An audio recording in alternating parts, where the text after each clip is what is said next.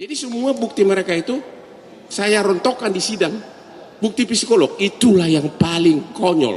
Katakan bahwa permohonan 01 dan 03 itu adalah permohonan omon-omon. Permohonan omon-omon. Kenapa? Menuduh, kalau dalam hukum kan, kalau menuduh kan harus ada alat bukti. Itu intinya. Kalau ada tuduhan, harus ada alat bukti. Dan alat bukti tersebut harus direct evidence yang langsung berkait dengan apa yang dituduhkan. Contoh, disebutkan dalam diapura permohonan Jokowi seolah menyogok rakyat dengan bansos atau membeli suara rakyat. Berarti kan ada tuduhan membeli suara kan? Berarti kan harus dibuktikan. Yaitu apa? Rakyatnya itu harusnya dibawa ke sini. Tapi sampai selesai pembuktian, satu rakyat pun tidak dibawa sebagai saksi di sini. Apakah dia benar memilih gara-gara bansos? Yang dibawa malah ahli psikolog sama ahli Romo. Itu kan tidak bisa membuktikan adanya tuduhan tersebut. Itu yang makanya saya bilang benar-benar itu omon-omon. Kalau saya jadi pengacara mereka, itu namanya smart street lawyer, ya. Kalau saya jadi mereka, saya akan bawa 5 orang rakyat yang memilih dari tiap kabupaten. Bayangin kabupaten kita itu 416, ya. Bawa ke MK ini berarti apa tuh? Hampir 2000. Memang yang diizinkan itu kan hanya sekitar di bawah 20 orang.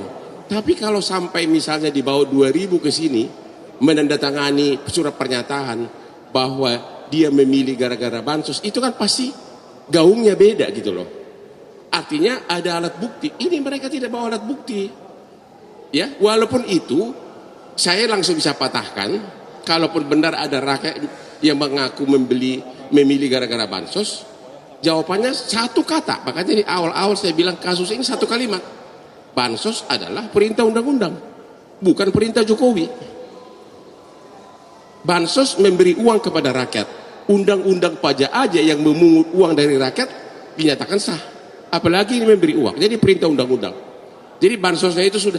Padahal dari seluruh permohonan mereka itu yang kira-kira bisa mencakup keseluruhan hanya bansos. Ya, karena kalau menyangkut pelanggaran penusukan suara itu kan per TPS. Jadi misalnya kalau bisa dibuktikan di Sunter ada salah, hanya batal yang di situ. Nggak bisa membatalkan 96 juta. Sedangkan yang ketiga mereka itu Sirekap. Sirekap itu masih diajukan dalam permohonan. Padahal KPU sudah menyatakan dasar perhitungan final itu adalah perhitungan manual berjenjang dari kecamatan sampai kabupaten, sampai provinsi. Jadi 3. Yang keempat mengenai penjabat kepala daerah. Itu sudah pernah dites undang-undangnya di MK.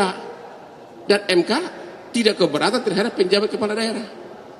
Jadi sama sekali mereka nggak ada bukti. Itu loh. Apalagi? Bang Hotman nanti dari pihak dari pihak ini datang nggak Bang? Siapa? Prabowo datang. Oh enggak. Kuasa hukumnya udah di lantai 4 semuanya, nggak datang. Ya. Berarti optimis nanti MK mengapa? Saya di hari pertama aja sudah bisa bilang optimis. Di hari kedua saya bilang 100-0. Ya, karena bagaimana sih? Ya gimana bisa kuasa hukum mereka dosen hukum tata negara, lawannya Hotman Paris yang sudah 40 tahun jadi pengacara jalanan. Ya benar loh. Perkara di MK itu jauh lebih simpel menanganinya dari perkara-perkara transaksi internasional. Ini kan hanya menyangkut apakah bertentangan dengan undang-undang, apakah salah tusuk, apakah ada sampel sekali. Ya dia, coba pertanyaan mereka itu nggak ada yang menggigit satupun. Pokoknya nggak ada yang menggigit. Kalau Anda ikut sidang ketawa-ketawa, saya kok ini pertanyaan pengacara gitu lah. Coba, siapa itu ada pengacara dari 01, 03 tanya begini. Ini di hadapan sidang loh. Saudara saksi, kenapa bukan Yusril yang dipilih? Kenapa Gibran? Mana bisa pertanyaan begitu di sidang? Apa kaitannya? Kan nggak relevan. Jadi semua bukti mereka itu saya rontokkan di sidang. Bukti psikolog itulah yang paling konyol. 03 membawa ahli psikolog untuk membuktikan bahwa seolah-olah bansos itu adalah penyebab Prabowo menang. Ternyata tahu nggak, ada di Instagram saya itu, ahli psikolog itu mengatakan, kenapa Prabowo menang? Tahun 2014 orang takut sama dia gara-gara dianggap terlalu ingin berkuasa. Tahun 2019 juga orang takut. Tapi begitu dia gabung dengan Jokowi, dia menunjukkan sifat yang sangat kooperatif dan juga tidak menunjukkan rasa ambisi berkuasa. Bahkan waktu kampanye, waktu debat, dia diserang habis, dia tetap tenang. Ditambah lagi dengan lagu Oke Gas, dia punya gemoynya. Itu kata ahli mereka. Jadi ahli psikolog mereka malah menguntungkan kita. Jadi sekali saya bilang, omon-omon itu permohonan.